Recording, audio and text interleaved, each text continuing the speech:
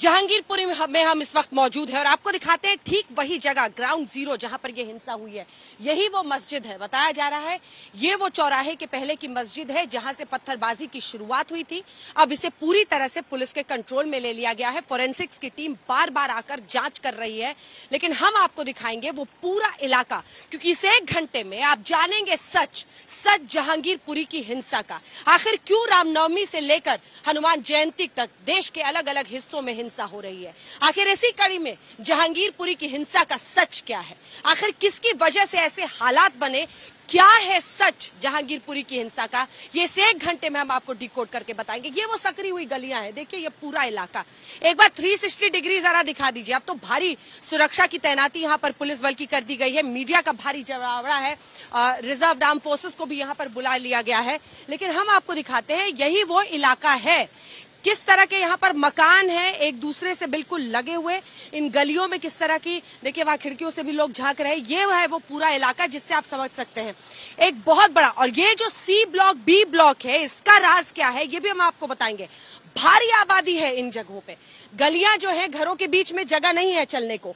ये सड़कें हैं जो बीचों बीच जाती हैं। ये 4 चौराहा जिससे ये जो उस दिन का हनुमान जयंती का जुलूस था वो हम आपको दिखा दें। इस तरफ से मस्जिद की तरफ से ये जुलूस आ रहा था। और अब आपको बताते हैं कि आखिर उस दिन क्या हुआ था। जो जानकारी है उसके मुताबिक यहीं पर 3-4 लोगों ने जुलूस में मौजूद, जो हनुमान जयंती का जुलूस था, 3-4 लोगों से बहस हो गई। उस लड़ाई को संभालने की कोशिश की गई, लेकिन उसके बाद जो पुलिस का कहना है यहीं से पथराव की शुरुआत हो गई थी इसी मस्जिद से। और इसी मस्जिद की, इसीलिए उसके छत की बार बार फोरेंसिक्स टीम जांच कर रही है ये जानने के लिए कि वहां पर क्या ऐसे कुछ सबूत हैं जिससे ये साबित हो पाए कि वहीं से पत्थरबाजी की शुरुआत हुई थी। फिर ये हनुमान जयंती का जुलूस यहां से गुजरता हुआ इस रास्ते से आगे बढ़ता है। और फिर हम इससे पहले कि आपको लिए चले उस हिस्से में और बताएं कि उस हिस्से में किस तरह की पत्थरबाजी हुई थी, क्योंकि जो आगजनी की खबरें आई हैं और जो पत्थरबाजी की खबरें आई हैं, अब तो भारी पुलिस की मौजूदगी है इसी इलाके से बढ़ता हुआ। और कॉर्डन ऑफ करने के लिए इस तरह से गाड़ियों को लगा दिया गया है। लेकिन इससे पहले कि हम आपको इस हिस्से में लिए चले, आइए आपको दिखाते हैं स्पेशल रिपोर्ट में अपनी पहली रिपोर्ट, जिससे आप समझ पाएंगे कि जहांगीरपुरी की हिंसा में आखिर मामला कहां तक गया है, कितने लोगों पर मामला दर्ज किया गया है, कितने लोगों को पुलिस ने हिरासत में ले लिया गया है, आखिर किसकी थी ये जालसाजी या फिर साजिश, और पुलिस की जांच कहां पर पहुंची है।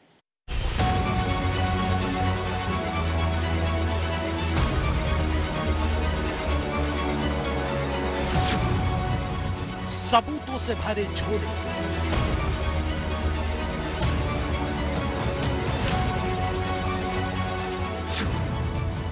150 वायरल वीडियो,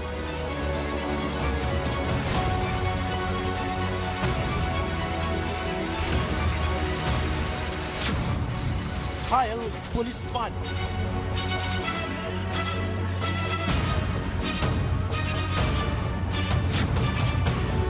घायल आम लोग,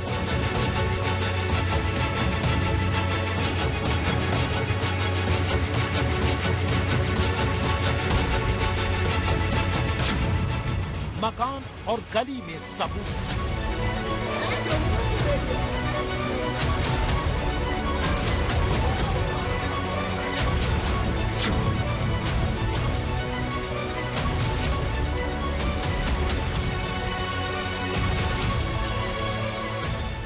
यात्रा हमारी बड़ी व्यवस्थित चल रही थी, क्योंकि राम जी की यात्रा थी तो मर्यादित होना स्वाभाविक है।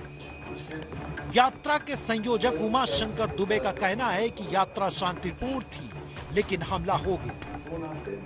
इतने में भगदड़ मस्ती अचानक हमला शुरू हो जाता है लाठी डंडों से।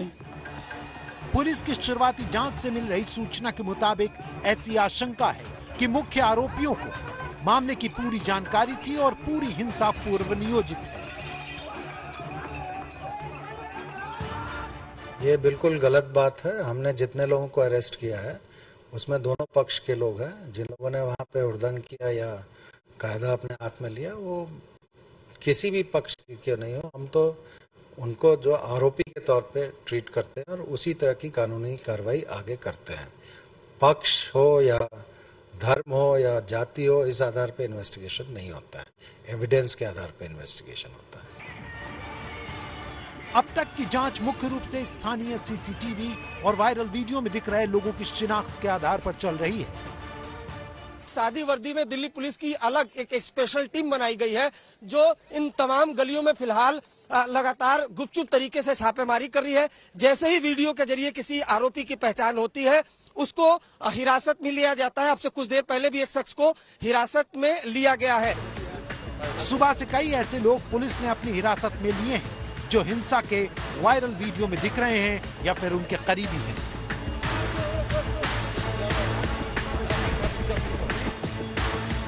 वायरल वीडियो में नीला कुर्ता पहनकर फायरिंग करते हुए जिस आदमी की चर्चा है उसे पुलिस ने पहचान लिया है। उसका नाम सोनू है। वो अपने परिवार के साथ जहांगीरपुरी के सी ब्लॉक में रहता है। जब पुलिस ने उसकी पत्नी को पूछताछ के लिए अपने साथ लिया तो स्थानीय लोग पत्थरबाजी करने लगे।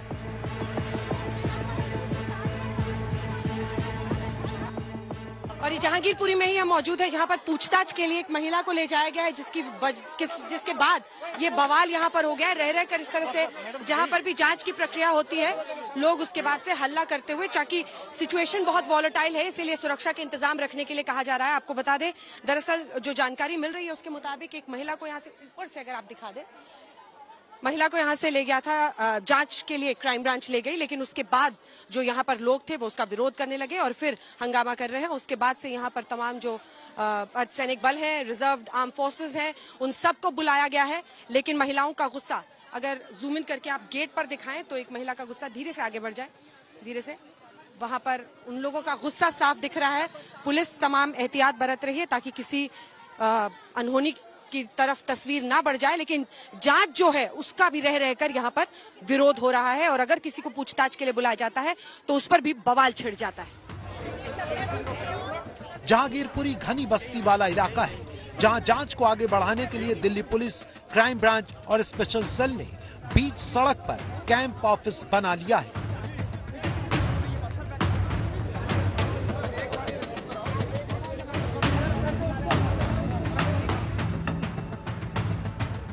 दिल्ली पुलिस के ऑफिशियल और पैरामिलिट्री फोर्सेस के जवान मौजूद हैं, तो अब ताबड़तोड़ एक्शन जारी है। पूरे इलाके में फॉरेंसिक टीम घूम घूम कर वो चीजें इकट्ठा कर रही है जो हिंसा में इस्तेमाल की गई हैं। इसमें पुलिस उस मस्जिद में भी पहुंची जिसके सामने जुलूस पर हमले का आरोप है। इमारतों की छत और उन इमारतों को खास तौर पर जांच के दायरे में लाया गया है जहां से पत्थरबाजी के आरोप है।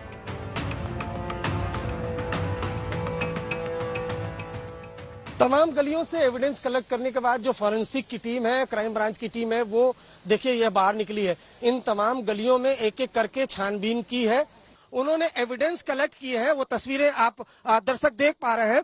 आप तमाम उन गलियों में, छतों में फॉरेंसिक की टीम गई, उसके अलावा क्राइम ब्रांच की टीम भी यहाँ पर पहुंची है। कुछ लोगों के बयान दर्ज करने की भी यहाँ पर कोशिश की जाएगी, क्योंकि इन्हीं गलियों में, इस इलाके में जो ये एक हिस्सा है जहां से पत्थरबाजी हुई थी, छत, हमने वो तस्वीरें आपको दिखाई।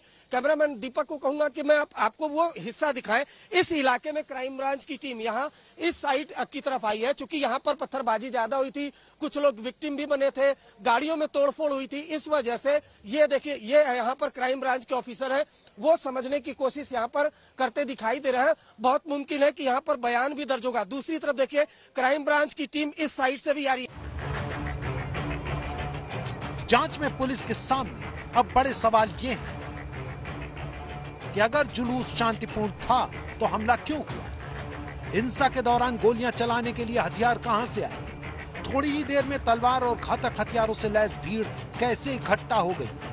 पत्थर पहले से नहीं थे तो छतों से पत्थरबाजी कैसे हुई? हिंसा पहले से प्लान नहीं थी तो हिंसक भीड़ कैसे इकट्ठा हो गई? दिल्ली में केवल जहांगीरपुरी के हनुमान जयंती जुलूस पर ही हिंसा क्यों हुई, जबकि अन्य जगहों पर जुलूस शांतिपूर्ण रहा?